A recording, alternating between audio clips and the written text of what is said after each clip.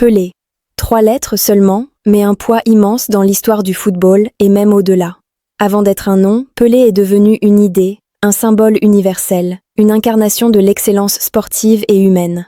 Quand on parle de Pelé, on ne parle pas simplement de buts, de trophées ou de records, on parle d'un homme qui a changé la perception du football dans le monde entier. Pelé, c'est le point de départ de la mythologie moderne du football. C'est l'instant où ce sport est passé du jeu populaire à une langue universelle, comprise sur tous les continents. Son histoire commence loin des projecteurs, loin des stades luxueux, dans un Brésil encore pauvre, encore marqué par de profondes inégalités, mais déjà animé par une passion viscérale pour le ballon rond.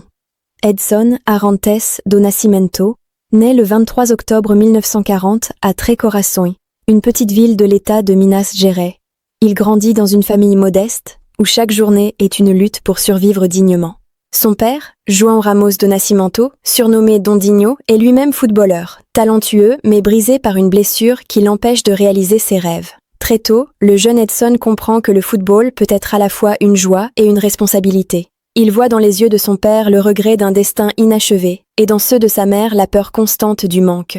L'enfance de Pelé est marquée par la pauvreté, mais aussi par une imagination débordante. Faute de ballon, il joue avec des chaussettes remplies de chiffons ou des fruits ramassés dans la rue. Ce manque forge sa créativité. Il apprend à contrôler l'imprévisible, à s'adapter à tout, à transformer chaque surface, chaque situation, en terrain de jeu. C'est dans ces rues poussiéreuses que naît le génie. Pelé ne joue pas seulement pour gagner, il joue pour exister, pour s'exprimer, pour rêver plus grand que son environnement. À Bauru, où sa famille s'installe plus tard, il rejoint une équipe de jeunes et attire rapidement l'attention par sa facilité déconcertante avec le ballon. Sa coordination, sa vision et son intelligence de jeu semblent déjà hors normes. Il n'est pas seulement rapide ou technique, il comprend le jeu avant les autres. Cette maturité précoce impressionne ceux qui croisent sa route. À seulement 15 ans, il est repéré par Santos FC, un club qui va devenir indissociable de sa légende. Son arrivée à Santos marque le début d'une ère. Pelé débute en équipe première en 1956 et marque dès son premier match. Le public brésilien découvre alors un adolescent souriant, mais impitoyable devant le but. Il marque avec les 2 pieds, de la tête, de près comme de loin. Sa détente est incroyable, son timing parfait. Très vite, il devient le cœur du jeu de Santos. Le football de Pelé est joyeux, fluide, presque musical.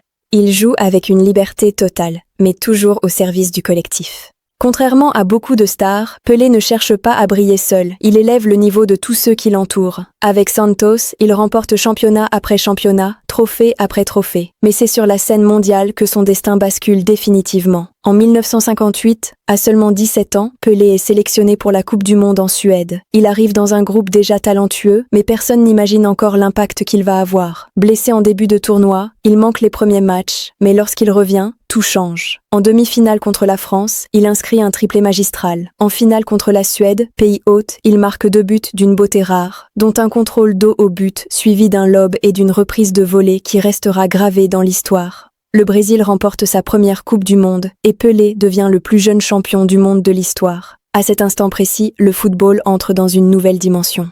Pelé n'est plus seulement un joueur, il devient une icône mondiale. Mais ce succès précoce n'altère pas son humilité. De retour au Brésil, il continue de jouer pour Santos, refusant les offres colossales des clubs européens. Ce choix est fondamental. Pelé décide de rester fidèle à son pays, à son peuple, à son identité. Avec Santos, il parcourt le monde, disputant des matchs amicaux sur tous les continents. Partout où il passe, les stades se remplissent. Des guerres s'arrêtent temporairement pour le voir jouer. Des chefs d'État viennent assister à ses matchs. Pelé devient un ambassadeur du football et du Brésil. Sur le terrain, il continue de repousser les limites. Il marque des centaines de buts, invente des gestes, anticipe des mouvements que personne d'autre ne voit. Son jeu est complet. Il est à la fois buteur, passeur, organisateur, leader. En 1962, lors de la Coupe du Monde au Chili, Pelé arrive comme la star absolue. Malheureusement, une blessure le prive d'une grande partie du tournoi. Pourtant, le Brésil remporte à nouveau le titre. Même absent, Pelé reste le symbole de cette équipe dominante. 4 ans plus tard, en 1966, la Coupe du Monde en Angleterre est un échec douloureux. Pelé est durement ciblé, violemment frappé par les défenses adverses, et le Brésil est éliminé prématurément. Ce moment est crucial. Pour la première fois, le monde voit Pelé souffrir, tomber, douter. Beaucoup pensent que son règne est terminé. Mais Pelé n'a jamais été un homme ordinaire. Il revient plus fort, plus mûr, plus stratégique. Il se réinvente. Cette capacité à évoluer est l'une de ses plus grandes forces. Pelé comprend que le football change, que le jeu devient plus physique, plus rapide. Il adapte son style sans jamais perdre son essence. À Santos, il continue de gagner, de marquer, d'inspirer. Chaque match devient une leçon de football. Chaque but raconte une histoire. Pelé n'est pas seulement admiré, il est respecté, presque vénéré. Il incarne une certaine idée du sport, faite de respect, de fair play et d'élégance. À travers lui, le football devient un outil de rassemblement, un langage commun entre les peuples. Pelé dépasse le cadre du sport. Il devient une figure culturelle, sociale et politique. Dans un monde encore marqué par les discriminations, il s'impose comme un symbole de réussite noire, respecté par tous. Sa simple présence ouvre des portes, change des mentalités. Cette première partie de la vie de Pelé est celle de l'ascension, de la découverte du génie, de la naissance d'une légende. Mais l'histoire est loin d'être terminée. Le sommet ultime, l'apothéose, le moment où Pelé deviendra à jamais immortel, reste encore à raconter. La seconde partie de la vie de Pelé est celle de la confirmation absolue, du moment où le talent devient héritage et où l'homme dépasse définitivement le joueur. Après les désillusions de 1966, beaucoup doutent encore. Certains pensent que Pelé est déjà usé, que le football moderne, plus dur et plus physique, finira par l'effacer. Mais Pelé comprend quelque chose d'essentiel. Pour durer, il faut évoluer sans trahir son essence. Il transforme son jeu, moins de dribbles inutiles, plus d'intelligence, plus de lecture du jeu, plus de leadership. Il devient le cerveau du football brésilien. À Santos, il n'est plus seulement un buteur, il est le chef d'orchestre, celui qui fait jouer les autres, celui qui voit le jeu avant qu'il ne se produise. Chaque déplacement est calculé, chaque passe porte une intention. Pelé entre alors dans une dimension supérieure, celle des joueurs qui contrôlent le temps et l'espace. Mais c'est avec la Coupe du Monde 1970 que Pelé atteint l'immortalité.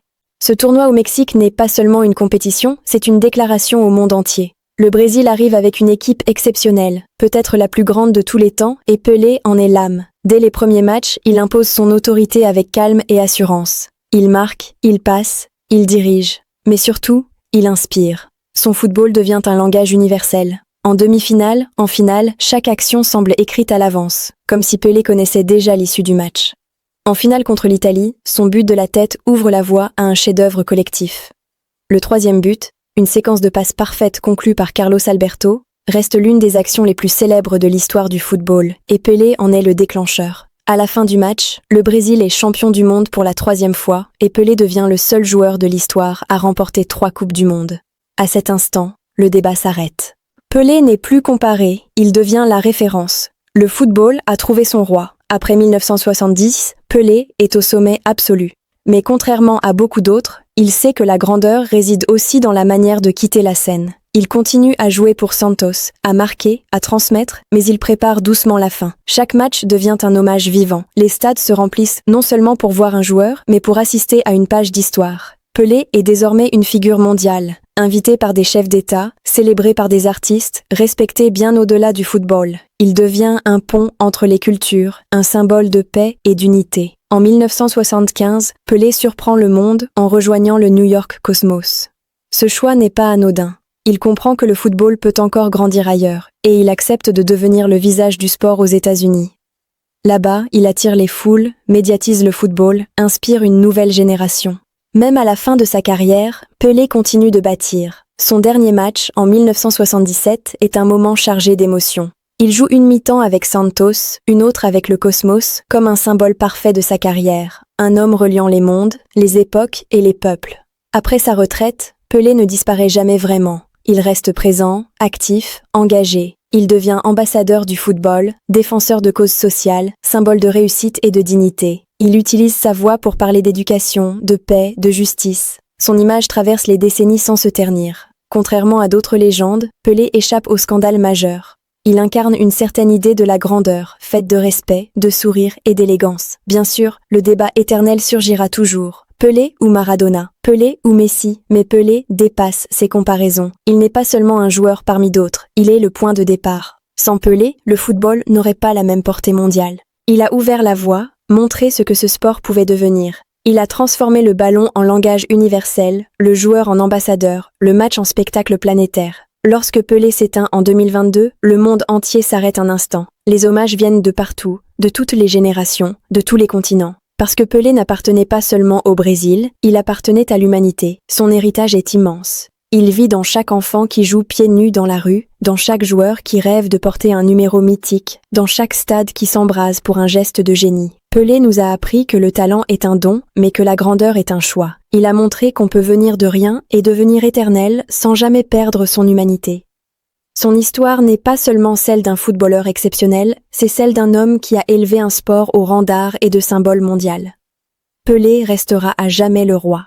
Non pas parce qu'il a été proclamé, mais parce que le monde l'a reconnu comme tel. Pelé n'est pas seulement admiré, il est respecté, presque vénéré. Il incarne une certaine idée du sport, faite de respect, de fair-play et d'élégance. À travers lui, le football devient un outil de rassemblement, un langage commun entre les peuples. Pelé dépasse le cadre du sport. Il devient une figure culturelle, sociale et politique. Dans un monde encore marqué par les discriminations, il s'impose comme un symbole de réussite noire, respecté par tous. Sa simple présence ouvre des portes, change des mentalités. Cette première partie de la vie de Pelé est celle de l'ascension, de la découverte du génie, de la naissance d'une légende.